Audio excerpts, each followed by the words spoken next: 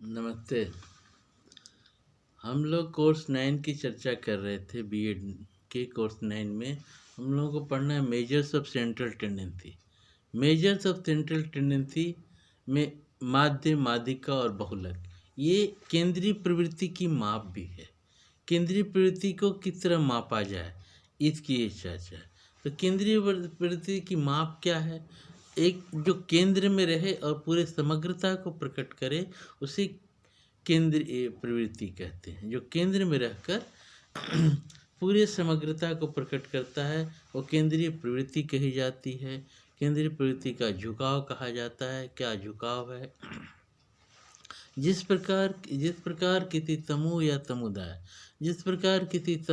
समुदाय का मुखिया उस समूह या समुदाय का प्रतिनिधित्व करता है, ठीक उसी प्रकार से केंद्रीयवर्ती मान भी मध्यवर्ती समूह का, संपूर्ण समूह या प्राप्तांकों का प्रतिनिधित्व करता है। इस मान को देखकर हम उस समूह विशेष के बारे में संपूर्ण जानकारी प्राप्त कर लेते हैं, संपूर्ण एवं महत्वपूर्ण जानकारी प्राप्त कर सकते हैं। किसी के केंद्रीयवर्ती मान की माप, मेजर्स ऑफ सेंट्रल टेंडेंसी, जो बीएड के कोर्स 9 में पढ़ना है, उसमें है केंद्रीयवर्ती। केंद्र किसे कहते हैं? मध्य बिंदु जो पूरे समग्रता को व्यक्त करता है उसे। जिस प्रकार किसी समूह या समुदाय का मुखिया उस समूह या समुदाय का प्रतिनिधित्व करता है, ठीक उसी प्रकार से केंद्रीयवर्ती मान भी संपूर्ण समूह या प्राप्तांकों का प्रतिनिधित्व करता है। इस मान को देखकर हम उस समूह विशेष के बारे में संपूर्ण जानकारी प्राप्त कर लेते हैं जानकारी प्राप्त करते हैं। किसी समूह की केंद्रीय प्रवृत्ति को संक्षेप में प्रकट करने के लिए जिन मानों का प्रयोग किया जाता है, उसे केंद्रीय मान कहते हैं। केंद्रीय मानों का महत्व, इम्पोर्टेंस ऑफ सेंट्रल टेंडेंसी। पहला, किसी समूह की संपूर्ण योग्यता को संक्षिप्त में जानने के लिए केंद्रीय मानों का महत्व ज्ञात किया जाता है। दूसरा, किसी समूह के प्राप्तांकों की केंद्रीय प्रवृत्ति को जानने के लिए। पहला, किसी समूह की संपूर्ण योग्यता को संक्षिप्त में जानने के लिए। दूसरा, किसी समूह के प्राप्तांकों की केंद्रीय प्रवृत्ति को जानने के लिए। और तीसरा, किसी दो या दो से अधिक समूहों की तुलना करने में। और चौथा, किसी समूह के छात्रों के प्राप्तांकों की तुलना में। पहला, किसी समूह की संपूर्ण योग्यता को संक्षिप्त में जानने के लिए। दूसरा, किसी समूह के प्राप्तांकों की केंद्रीय प्रवृत्ति को जानने के लिए। और तीसरा, किसी दो या दो से अधिक समूहों की तुलना करने में। चौथा, किसी समूह के छात्रों के प्राप्तांकों की तुलना में। पांचवा, शोध के क्षेत्र में इनका प्रयोग बहुत ही लाभप्रद है। शोध के क्षेत्र में इनका प्रयोग बहुत ही लाभप्रद है। शिक्षा और मनोविज्ञान की समस्याओं के अध्ययनों से प्राप्त आंकड़ों के विश्लेषण में केंद्रीय प्रवृत्ति की मापों का बहुत अधिक उपयोग है। शिक्षा और मनोविज्ञान की समस्याओं के अध्ययनों से प्राप्त आंकड़ों के विश्लेषण में केंद्रीय प्रवृत्ति की मापों का बहुत अधिक उपयोग है। इस तरह केंद्रीयवर्ती मान की माप, जिस तरह केंद्र से पूरे समग्रता का निरूपण होता है, और जिस प्रकार किसी समूह या समुदाय का मुखिया उस समूह या समुदाय का प्रतिनिधित्व करता है, ठीक उसी प्रकार से केंद्रीयवर्ती मान भी उस संपूर्ण समूह या प्राप्तांकों का प्रतिनिधित्व करता है। इस मान को देखकर हम उस समूह विशेष के बारे में संपूर्ण एवं महत्वपूर्ण जानकारी प्राप्त कर लेते हैं। किसी समूह की केंद्रीय प्रवृत्ति को संक्षेप में प्रकट करने के लिए किसी समूह की केंद्रीय प्रवृत्ति को संक्षेप में प्रकट करने के लिए जिन मानों का प्रयोग किया जाता है, उसे केंद्रीयवर्ती मान कहते हैं। और केंद्रीयवर्ती मानों का महत्व, पहला, किसी समूह की संपूर्ण योग्यता को संक्षिप्त में जानने के लिए। दूसरा, किसी समूह के प्राप्तांकों की केंद्रीय प्रवृत्ति को जानने के लिए। और तीसरा, किसी दो या दो से अधिक समूहों की तुलना करने में। चौथा, किसी समूह के छात्रों के प्राप्तांकों की तुलना में। पांचवा, शोध के छात्र क्षेत्र में इनका प्रयोग बहुत अधिक लाभप्रद है। शिक्षा और मनोविज्ञान की समस्याओं के अध्ययनों से प्राप्त आंकड़ों के विश्लेषण में केंद्रीय प्रवृत्ति की मापों का बहुत अधिक उपयोग है। इसके बाद मध्यमान।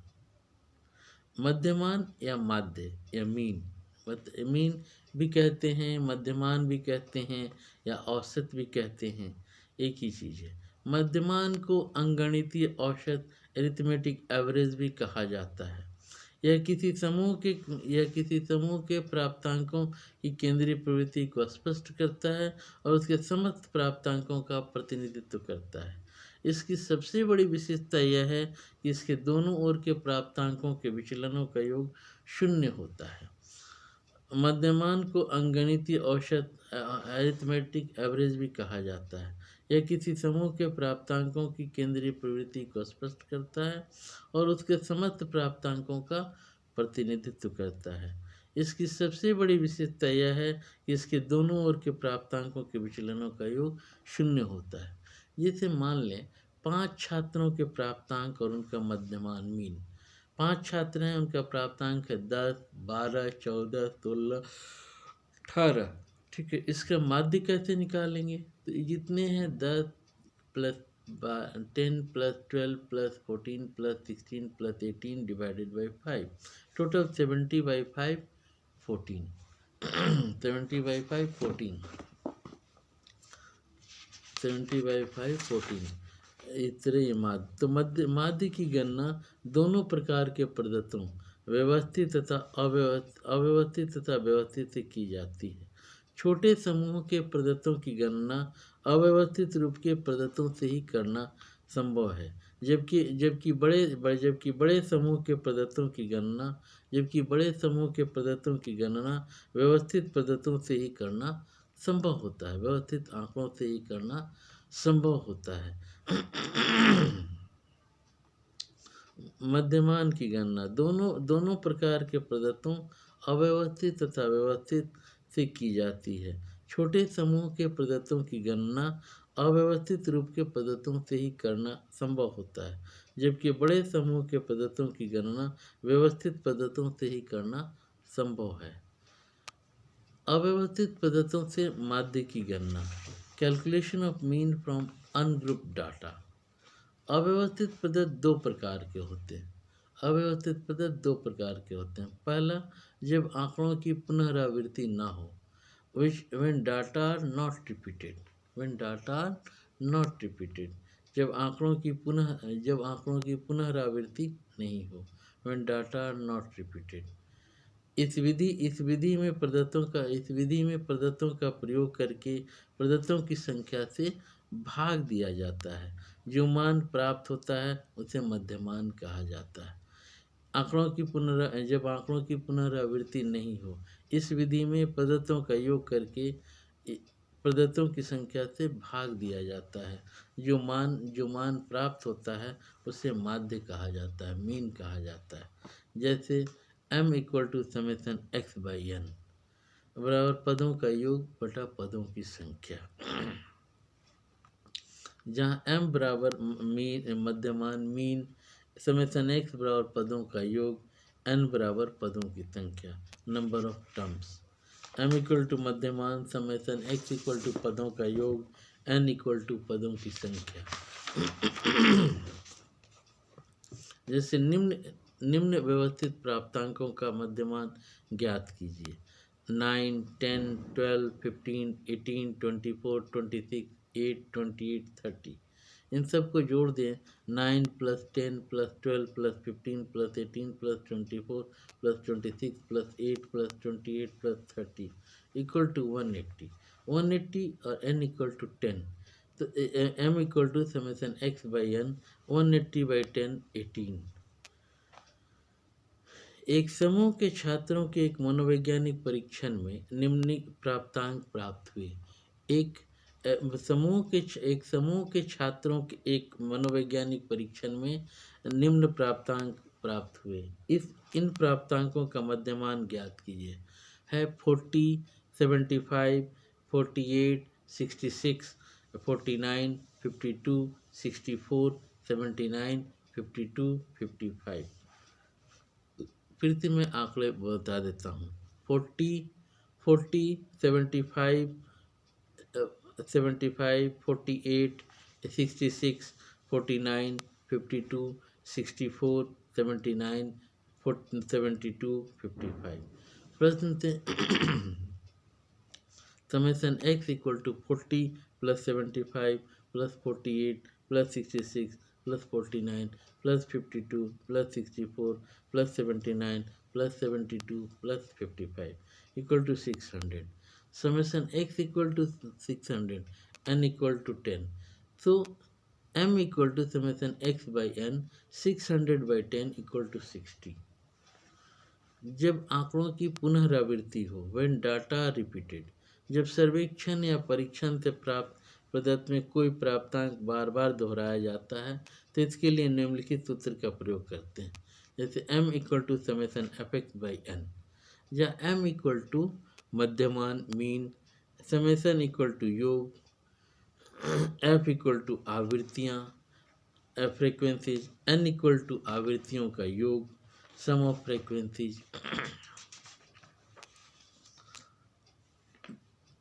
जैसे 10 अंकों की परीक्षा में 15 छात्रों के प्राप्तांक क्रमशः 3, 3, 3, 4, 4, 4, 4, 4, 5, 5, 6, 6, 7, 7, 8, 9 और 9 है, तो मध्यमान ज्ञात करना है। ये इस summation F X equal to इसका होता है 97, जबकि n जो है टोटल ऐड करने पर frequency we get 18। when 97 is divided by 18, जब 97 को 18 से डिवाइड करते हैं तो हमें माध्य ज्ञात होता है 5.38। 5.38 केंद्रीयवर्ती मान की माप, मेजर्स ऑफ सेंट्रल टेंडेंसी। पहले दूसरा, व्यवस्थित आंकड़ों के माध्यमान की गणना, calculation of mean from group data. पहला, लंबी या दीर्घ अवधि, लॉन्ग मेथड। इस विधि से मध्यमान ज्ञात करने के लिए निम्नलिखित सोपान या चरण प्रयोग में लाए जाते हैं। पहला, सर्वप्रथम प्रत्येक वर्ग विस्तार का मध्य बिंदु ज्ञात करते हैं। दूसरा, मध्य बिंदु को उससे संबंधित आवृत्तियों से गुणा करते हैं। तीसरा, गुणनफल के योग को आवृत्तियों की कुल संख्या से भाग देते हैं। और उपयुक्त सोपान व चरणों के माध्यम से मध्यमान मीडियन ज्ञात किया जाता है। ठीक है। m equal to summation F X by N, या m equal to summation F X by summation F, या m इक्वल टू माध्यिका या माध्य या औसत, और समेसन इक्वल टू योग। इसके पर f इक्वल टू आवृत्तियाँ, और n x इक्वल टू मध्य बिंदु, x इक्वल टू मध्य बिंदु, n इक्वल टू आवृत्तियों का कुल योग।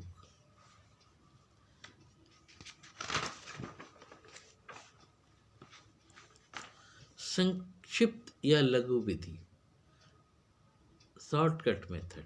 अभी हम डायरेक्ट मेथड से चर्चा कर रहे थे, अब शॉर्टकट मेथड। संक्षिप्त या लघु विधि से मध्यमान निकालना या समय और श्रम के सदुपयोग की दृष्टि से मध्यमान ज्ञात करने की एक सरल विधि ज्ञात की गई है। इसके अंतर्गत एक कल्पित माध्यमान चयनित करके सही माध्य ज्ञात किया जाता है। संक्षिप्त विधि से मध्यमान m equal to arithmetic mean plus summation F D by N into C I, या m इक्वल टू मध्यमान मीन, am इक्वल टू कल्पित माध्य assumed mean, d equal to संक्षिप्त विचलन step deviation, summation equal to योग, f equal to आवृत्तियाँ frequencies, और n equal to आवृत्तियों का योग, ci इक्वल टू वर्ग विस्तार size of the class interval. माध्य के गुण एवं विशेषताएं, properties and characteristics of mean. Number 1, यह श्रृंखला के प्रत्येक पद के प्राप्तांक से प्रभावित होता है। यह श्रृंखला के प्रत्येक पद के प्राप्तांक से प्रभावित होता है। दूसरा, समूह के प्राप्तांकों का मध्यमान से विचलन का योग शून्य होता है। पहला, यह श्रृंखला के प्रत्येक पद के प्राप्तांक से प्रभावित होता है। दूसरा, समूह के प्राप्तांकों का मध्यमान से विचलन का योग शून्य होता है। तीसरा, यदि प्राप्तांकों में थोड़ा भी परिवर्तन कर दिया जाए तो समूह का संतुलन बदल जाता है। पहला, माध्य के गुण या विशेषताएं में प्रॉपर्टीज ऑफ और कैरेक्टरिस्टिक्स ऑफ मीन में नंबर 1, यह श्रृंखला के प्रत्येक पद के प्राप्तांक से प्रभावित होता है। दूसरा, यह समूह के प्राप्तांकों का मध्यमान से विचलन का योग शून्य होता है। तीसरा, यदि प्राप्तांकों में थोड़ा भी परिवर्तन कर दिया जाए तो समूह का संतुलन बदल जाता है। और चौथा, मध्यमान प्राप्तांकों का औसत मान है, अतः इसे गणितीय विधियों से सरलता से ज्ञात किया जाता है। पांचवा, मध्यमान मान मध्यांक और बहुलक मान की अपेक्षा अधिक विश्वसनीय होता है। छठा, माध्य का प्रयोग व्यापक रूप से किया जाता है। माध्य की सीमाएं, लिमिटेशंस ऑफ मीन। नंबर 1, जब समूह में प्राप्तांक ज़्यादा हो तो माध्य का प्रयोग सही नहीं है। दूसरा, समूह के प्राप्तांकों को देखकर साधारण ढंग से माध्य का सही अनुमान नहीं लगाया जा सकता। और तीसरा, जब समूह प्राप्तांक विषम या असामान्य हो तो माध्य नहीं ज्ञात करना चाहिए। चौथा, गुणात्मक पद्धतों के विवेचन में माध्य का प्रयोग नहीं किया जा सकता। और पांचवा, जब उपलब्ध समूह के प्राप्तांक अपूर्ण हो तो माध्य ज्ञात नहीं करना चाहिए। छठा, केवल विषय विशेषज्ञ ही मध्यमान ज्ञात कर सकते हैं, माध्य ज्ञात कर सकते हैं। फिर से माध्य की सीमाएं की चर्चा करते हैं। पहला, जब समूह में प्राप्तांक ज़्यादा हो तो मध्यमान का प्रयोग सही नहीं है। दूसरा, समूह के प्राप्तांकों को साधारण ढंग से माध्य का सही अनुमान नहीं लगाया जा सकता है। तीसरा, जब समूह प्राप्तांक विषम या असामान्य हो तो माध्य ज्ञात नहीं करना चाहिए।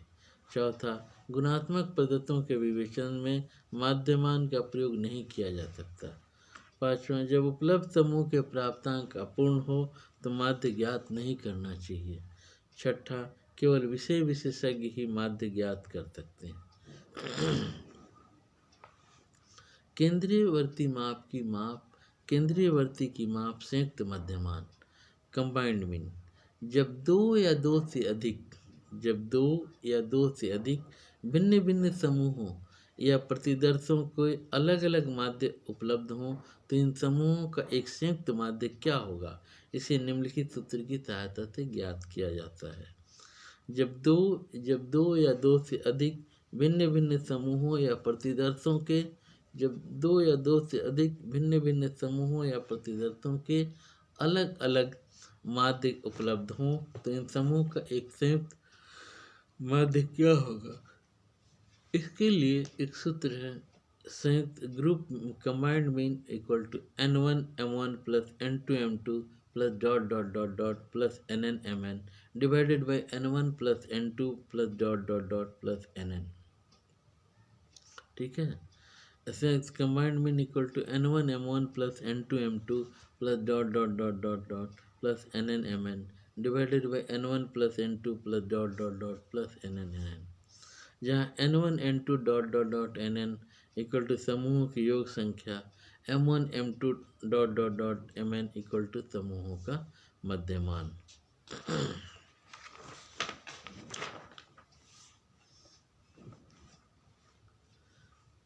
माध्यिका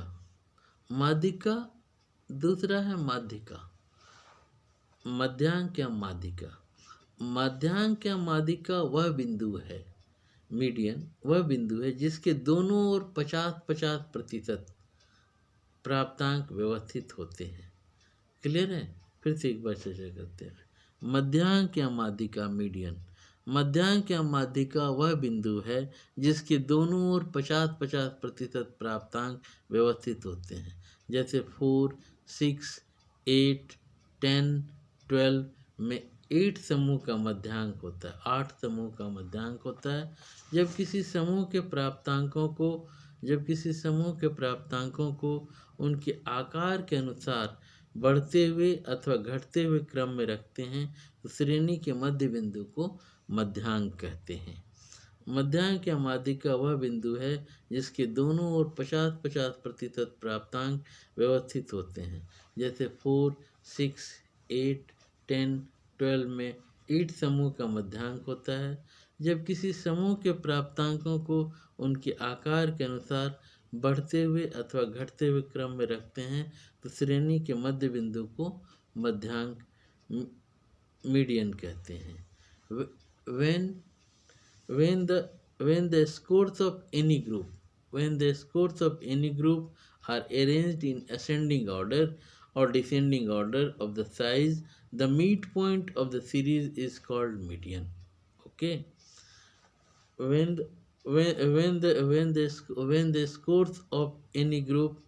the scores of any group are arranged in ascending order or descending order of the size, the midpoint of the series is called median. पहला, अव्यवस्थित प्रदत्तों से मध्यांक की गणना, calculation of median of the ungrouped data. पहले जब प्राप्तांकों की संख्या विषम होती है, जब प्राप्तांकों को घटते या बढ़ते क्रम में रख लेना चाहिए, प्राप्तांकों को घटते या बढ़ते क्रम में रख लेना चाहिए। इसका फॉर्मूला होता है n+1/2, m = n+1/2 पद। जैसे निम्न अव्यवस्थित प्राप्तांकों का मध्यांक ज्ञात कीजिए 2, 5, 4, 3, 6, 8, 9। हल प्राप्तांकों को आरोही क्रम में रखने पर 2, 3, 4, 5, 6, 8, 9, n = 7। 7 विषम संख्या है, जैसे जानते 7 क्या है, 7 एक विषम संख्या है। तो m = n+1/2 = 7+1/2, 8/2 वहाँ पद = 4 वहाँ पद, चौथा वहाँ पद। इसके आरोही क्रम में व्यवस्थित आंकड़ों के में चौथा पद 5 है, अतः इसका मीडियन 5 होगा। अतः अभिष्ट माध्यिका m = 5। जब प्राप्तांकों की संख्या सम होती है तो प्राप्तांकों को घटते या बढ़ते हुए क्रम में रख लेना चाहिए। m = n/2 पद प्लस n/2 + 1 पद by 2। निम्न अव्यवस्थित प्राप्तांकों का मध्यांक ज्ञात कीजिए 4, 5, 8, 6, 7, 9, 10। उसके अंदर n = 8। तो m = n/2 पद प्लस n/2 + 1 पद, तो 8/2 + 8/2 + 1 पद, तो 6 + 7 13/2 = 6.5। ओके। निम्नलिखित अव्यवस्थित आंकड़ों का मीडियन ज्ञात कीजिए 2, 2, 2, 2, 5, 5, 5, 6, 8, 9। इस समूह में नीचे से ऊपर की ओर जाते हैं जो मध्यांक मान 5 तथा ऊपर से नीचे की ओर आते हैं तो मध्यांक मान 5 होगा। किंतु प्राप्तांक 5 जिसका विस्तार 4.5 से 5.5 तक है की आवृत्ति 3 बार हुई है, अर्थात 4.5 से 5.5 के अंतर्गत 3 प्राप्तांक है। 5.5 - 4.5 = 10। तो तीन समान अंकों में प्रत्येक का स्थान 1/3 = 0.33 है। अतः पहले प्राप्तांक 5 तक पहुंचने के लिए 4.5 में 0.33 जोड़ दिया जाता है।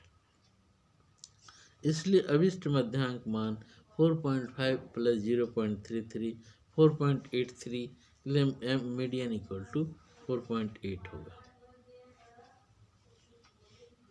Median = L + n/2 - CF/f × I, जहाँ L = माध्यिका वर्ग की शुद्ध निम्न सीमा, n/2 प्राप्तांकों की संख्या के योग का आधा, 1/2 of the total number of the series। CF = माध्यिका वर्ग से ठीक नीचे की आवृत्तियों का योग, F = माध्यिका वर्ग की आवृत्ति, CI वर्गांतर का आकार। माध्यिका की विशेषताएं, कैरेक्टरिस्टिक्स ऑफ मीन, इसे गुण भी कहते हैं। माध्यिका के गुण या विशेषताएं। Characteristics of median. नंबर 1,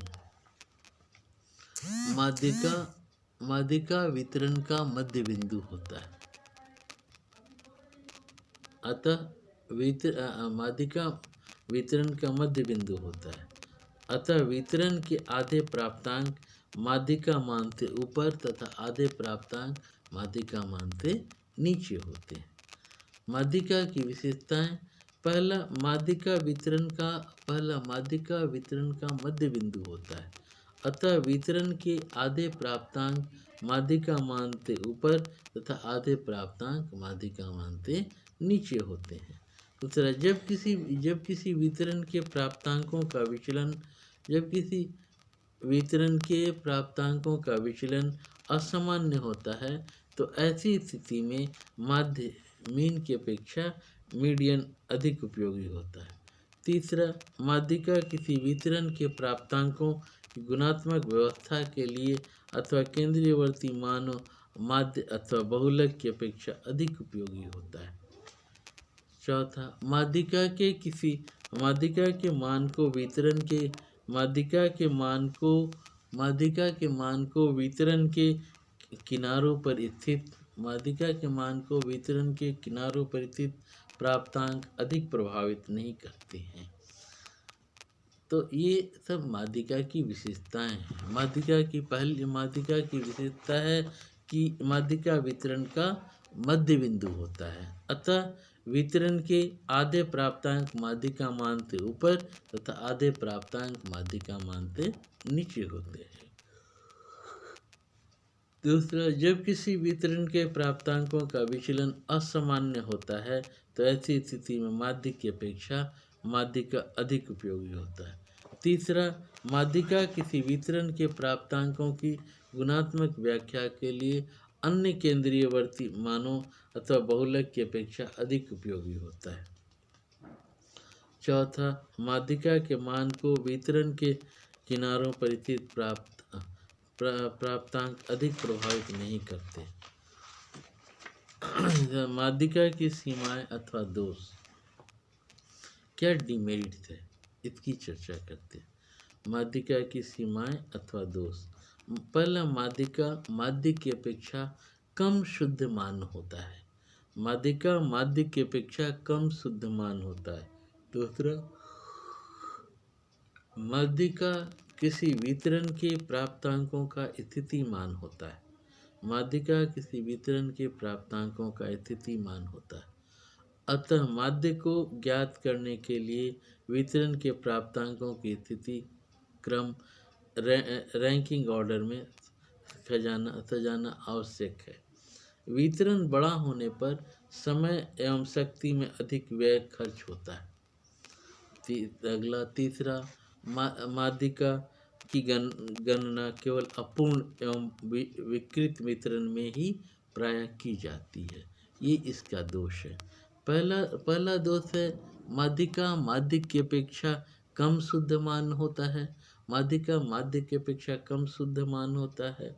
दूसरा, माध्यिका किसी वितरण के प्राप्तांकों का स्थिति मान होता है। अतः माध्य को ज्ञात करने के लिए वितरण के प्राप्तांकों की स्थिति क्रम रैंकिंग ऑर्डर में रखा जाना आवश्यक है। वितरण बड़ा होने पर समय एवं शक्ति में अधिक खर्च होता है। इसके बाद माध्यिका की गणना केवल अपूर्ण एवं विकृत वितरण में ही प्रायः की जाती है। जैसे बहुलक मोड। ये और अंतिम इसका सबसे महत्वपूर्ण दोष यह है, केवल विषय विशेषज्ञ ही इसकी गणना कर सकते हैं, है ना। ऐसे जिनको जानकारी नहीं रहेगी उसके लिए क्या है, काला अक्षर भैंस बराबर। तो विषय विशेषज्ञ ही इसकी जानकारी रख सकते हैं। बहुलक। सर्वेक्षण या परीक्षण से प्राप्त किसी वितरण के प्राप्तांक में जिस प्राप्तांक की आवृत्ति सर्वाधिक होती है उसे उस वितरण का बहुलक कहा जाता है। बहुलक मोड। सर्वेक्षण या परीक्षण से प्राप्त सर्वेक्षण या परीक्षण से प्राप्त किसी वितरण के प्राप्तांकों में जिस प्राप्तांक की आवृत्ति सर्वाधिक होती है उसे उस वितरण का बहुलक कहा जाता है।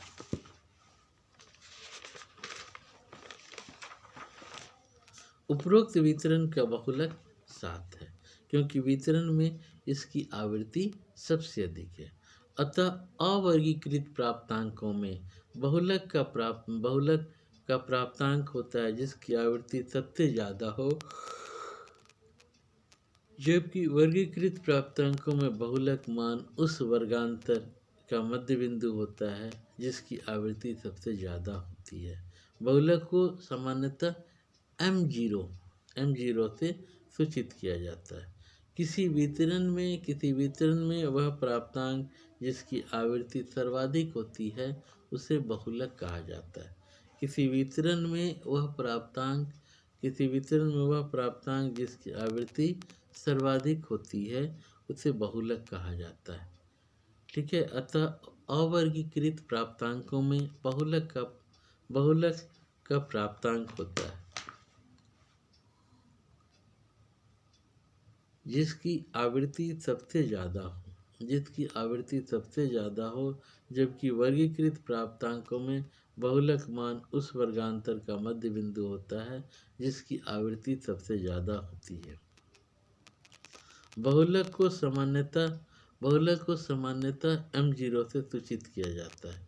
किसी वितरण में वह प्राप्तांक जिसकी आवृत्ति सर्वाधिक होती है उसे बहुलक कहा जाता है। अव्यवस्थित प्रदत्तों से बहुलक की रचना। Calculation of mode from ungrouped data. अव्यवस्थित प्राप्तांकों से बहुलक का मान ज्ञात करना अत्यधिक सरल होता है क्योंकि प्राप्तांकों की आवृत्तियों देखकर यह ज्ञात किया जाता है कि जिस प्राप्तांक की आवृत्ति सबसे अधिक होगी उसे बहुलक मान कहा जाता है। जैसे एक परीक्षा में 12 छात्रों के प्राप्तांक निम्नलिखित हैं।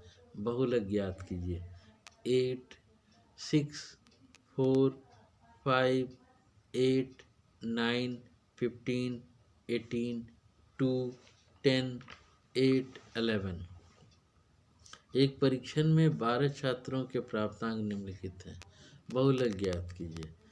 8, 6, 4, 5, 8, 9, 15, 18, 2, 8, 2, 10, 8, 11। हल। प्राप्तांकों को आरोही क्रम में रखने पर हम पाते हैं कि 2, 4, 5, 6, 8, 8, 8, 9, 10, 11, 15, 18। चूँकि प्राप्तांक 8 की आवृत्ति 3 सर्वाधिक है अतः उपरोक्त वितरण का बहुलक m0 = 8 होगा। तो 2 या 2 से अधिक प्राप्तांकों की आवृत्तियां समान होती हैं। पहला, जब किसी वितरण के दो प्राप्तांकों की आवृत्तियां समान हो। जब किसी वितरण के दो प्राप्तांकों की आवृत्तियां सर्वाधिक और आपस में समान होती है तो उस वितरण में इन दोनों प्राप्तांकों का औसत बहुलक होता है। जैसे 5, 8, 10, 10, 10, 12, 12, 12, 15 और 27 में बहुलक बराबर 10 + 12/2 = 22/2 = 11। जब किसी वितरण में दो ऐसे प्राप्तांकों की आवृत्ति सबसे अधिक और आपस में बराबर होती है जो एक दूसरे के निकट नहीं होते हैं तो ऐसे वितरण में दोनों ही प्राप्तांक बहुलक होते हैं। ऐसे वितरण को द्विबहुलकी कहा जाता है। जैसे 5, 8, 10, 10, 10, 12, 14, 14, 14 और 18 में बहुलक = 10 और 14। जिस वितरण में अधिक से अधिक अथवा सभी प्राप्तांकों की आवृत्तियां समान होती हैं उस वितरण में बहुलक का मान प्राप्त नहीं किया जा सकता है। जैसे 8 8 8 10 10 10 12 12 12 15 15 15 20 में बहुलक M0 प्राप्त नहीं किया जा सकता है। जब सर्वेक्षण या परीक्षण जब सर्वेक्षण या परीक्षण से प्राप्त वितरण में प्राप्तांकों की संख्या अत्यधिक होती है। जब सर्वेक्षण या परीक्षण से प्राप्त वितरण में प्राप्तांकों की संख्या अत्यधिक होती है तो प्राप्तांकों की स्थिति में क्रम रैंकिंग ऑर्डर में व्यवस्थित करना कठिन है। इस स्थिति में आवृत्ति वितरण तालिका बनाकर आंकड़ों को व्यवस्थित कर लिया जाता है और इसके उपरांत बहुलक का मान ज्ञात किया जाता है। व्यवस्थित पद्धतियों या आंकड़ों से बहुलक की गणना की निम्नलिखित विधियां हैं। पहला अपरिपक्व बहुलक और दूसरा वास्तविक बहुलक। जब सर्वेक्षण या परीक्षण से प्राप्त वितरण में प्राप्तांकों की संख्या अत्यधिक होती है तो प्राप्तांकों की स्थिति क्रम में व्यवस्थित करना कठिन है। इस स्थिति में आवृत्ति वितरण तालिका बनाकर आंकड़ों को व्यवस्थित कर लिया जाता है और इसके उपरांत बहुलक का मान ज्ञात किया जाता है। व्यवस्थित पद्धतियों या आंकड़ों से बहुलक की गणना की निम्नलिखित विधियां हैं। क्रूड मोड और second true mode. Crude mode और ट्रू मोड। क्रूड मोड अपक्व बहुलक केवल काम चलाओ मात्र है। अति शीघ्र बहुलक का मान ज्ञात करने के लिए इसका प्रयोग किया जाता है। निम्न आंकड़ों का बहुलक ज्ञात कीजिए। 50 to 54 2, 45 to 49 4, 40 to 44 8, 35 to 39 6, 30 to 34 3, n equal to 23। दिए गए आंकड़ों में वर्गांतराल 40 to 44 की आवृत्ति सबसे अधिक है। सबसे अधिक कितनी है? 8 है। और की संख्या 2 4 6 और 3 और 8 इसमें सर्वाधिक है। अतः वर्गांतराल 40 44 का मध्य बिंदु 42 है। इस वितरण का बहुलक मान होता है।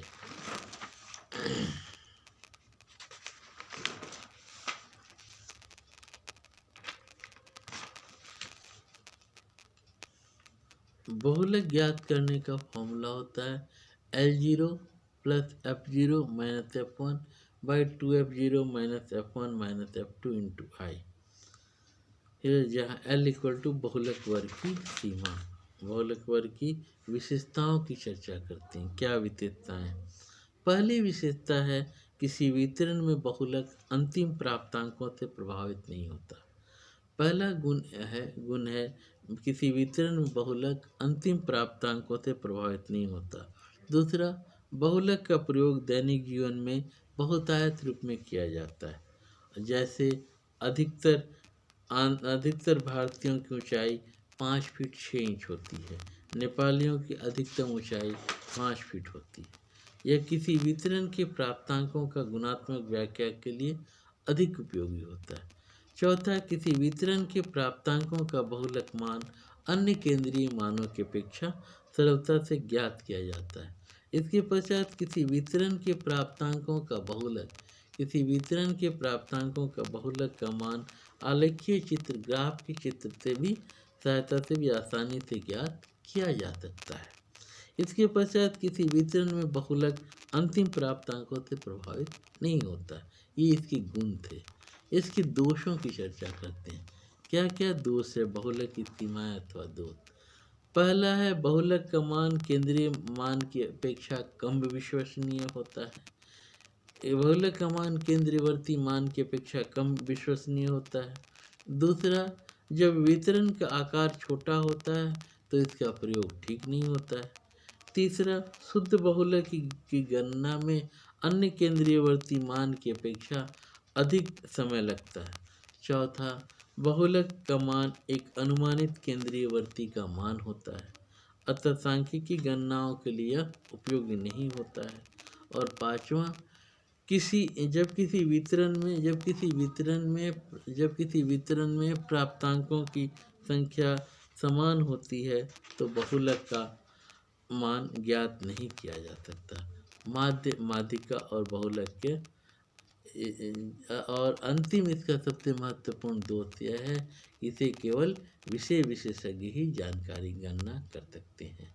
अगली कक्षा में हम लोग चर्चा करेंगे माध्य, माध्यिका और बहुलक की परस्पर तुलना की हम लोग चर्चा करेंगे।